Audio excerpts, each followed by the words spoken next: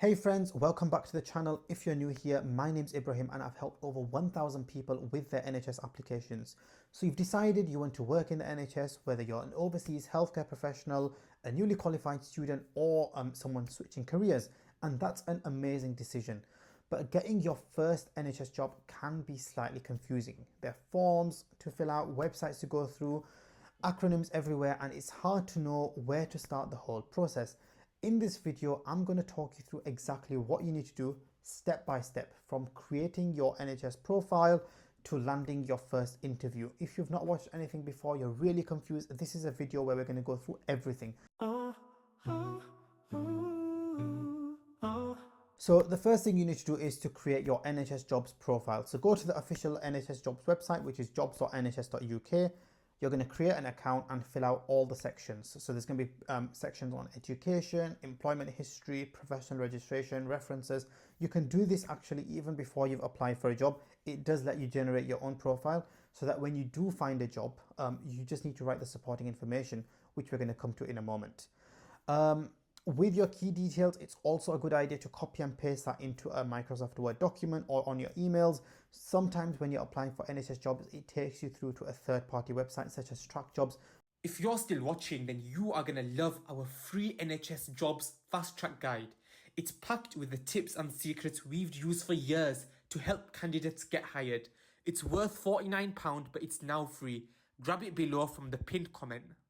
Basically, you've created your profile now on the NHS Jobs website. You're now going to be focusing on the supporting information.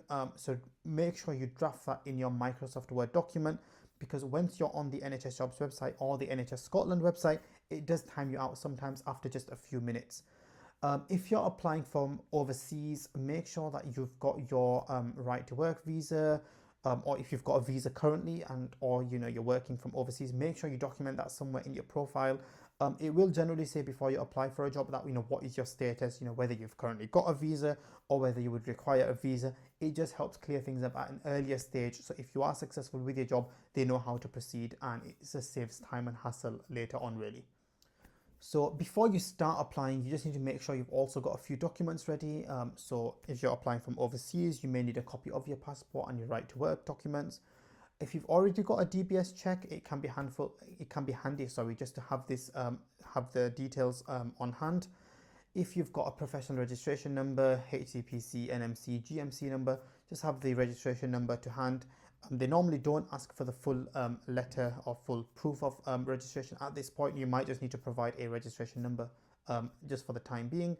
And if you've got any references, again, just make sure that you've got these beforehand. Generally, references are not contacted until you've been successful in an interview.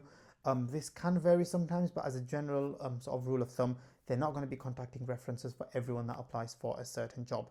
But having everything prepared in advance does make your life easier. It makes the process much smoother, much faster, especially after the shortlisting process has started. Quick pause before we continue. I want to show you a brand new tool I built that will seriously make your NHS job search faster, easier, and way less stressful.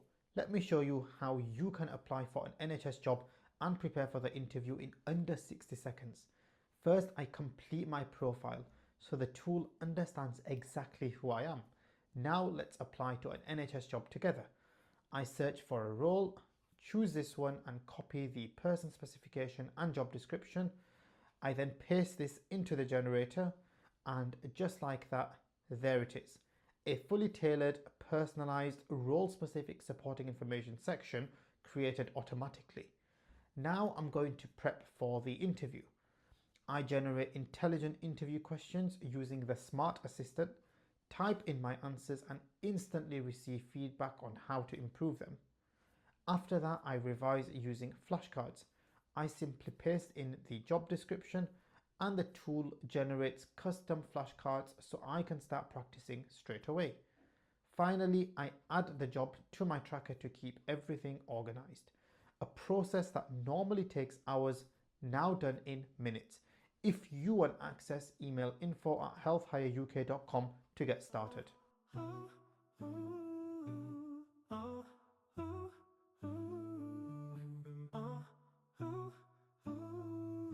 So you've now made your NHS Jobs profile, or if you were looking at NHS Scotland, you've made your NHS Scotland profile. What you're going to do now is you're going to start searching for your jobs. So you can search by job title, location, or pay band, and you can even set up alerts for new vacancies. So for example, if you're wanting to work only in London, but you're not bothered what job you're doing, you can just literally put London as the only filter, and you can set up an email alert using the handy bell icon. And all it will do is anytime a job comes up in London, you will receive an email in your inbox, which is quite handy instead of manually searching every day. Alternatively, if you're, for example, looking for a ST3 to 5 job, or a radiographer position, or a nursing position, you can search by just that job title but not put a location in, and that way in the full UK, whatever jobs that come up, you will get emailed whenever a job with that title comes up. So it's quite a handy way actually, and it saves you searching. Obviously, our advice is that sometimes this can fail and sometimes you don't receive the alerts straight away. Most of us have, let's be honest, quite high screen times. Let's just put this in our bookmarks page. You can bookmark a certain search, just do a job search and then click the bookmark button, and every time you click back onto that link, the next day or the day after, any new jobs will also be updated to that bookmark link, and that can save you time if obviously you know that what you're looking for.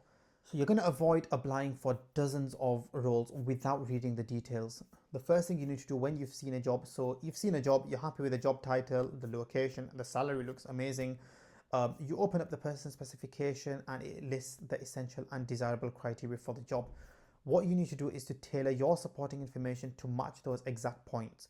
If you don't meet the person specification, especially the essential criteria, it's probably better not to apply for that job. When it comes to writing your supporting information, we have got another video which is really detailed on the whole process. I will try link that in the comment section, or if you drop us a comment, and we can send you the direct link for this video. But essentially, we recommend a 3-step structure. So the first thing you need to do is look at what the job needs. The second is how you meet it, and the third is a short specific example.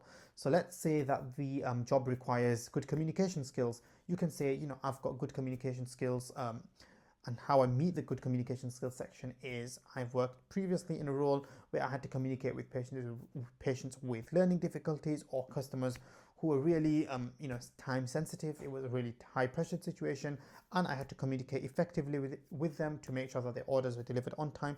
Whatever it is, you just need to make sure that you're somewhat referencing how you meet certain criteria in the supporting information. So from the person specification to the supporting information, it's basically how you as a person meet the person specification. So of course, for each person that is writing a supporting information, their supporting information will look different, even if it's for the same job. So once you've submitted your application, don't just wait and hope. I know we all like to just think we're just going to hope, wish and pray that we're going to be invited for interview, but the real world does not work like that.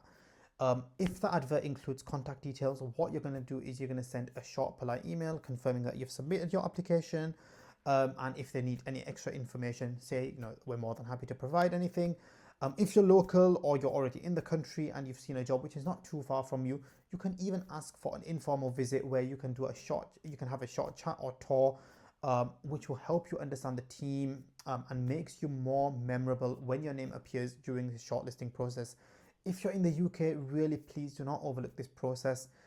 It's a human connection in a time and age of AI applications, of almost indistinguishable applications. If you're someone that's applied, sent a short email saying that I've applied for this job, I want to come visit your department, and you go and really have a look around, have a quick chat with a manager. It could literally be a 15-minute visit. Your name realistically is going to be top of the whole process. They know you're a real person with real experience, and you're already someone that they've built a rapport with. Do not underestimate this. If you're in the UK and if you're local, or if you're able to make that journey, really do try to go for an informal visit. Now, so getting your first NHS job can feel a little overwhelming, but it's all about structure and consistency. You need to focus on organization, making sure you're documenting everything, and tailoring the applications rather than applying, just like firing off a million applications. You'd rather do 10, 12 in a month, but that really are focused and that you've spent some time on. All the trusts really do value, human effort, interest, genuine interest, and like we mentioned, an informal visit can go really a long way in this process. Once you've secured your first NHS roles, or even your first NHS interview, any future future times that you're going to be doing this, it does become easier as time goes on. But remember, everyone does need to start somewhere. If you're currently applying for your first NHS job, let me know in the comments what's been the most confusing part so far. Thank you so much for watching. If you like the video, please give it a thumbs up.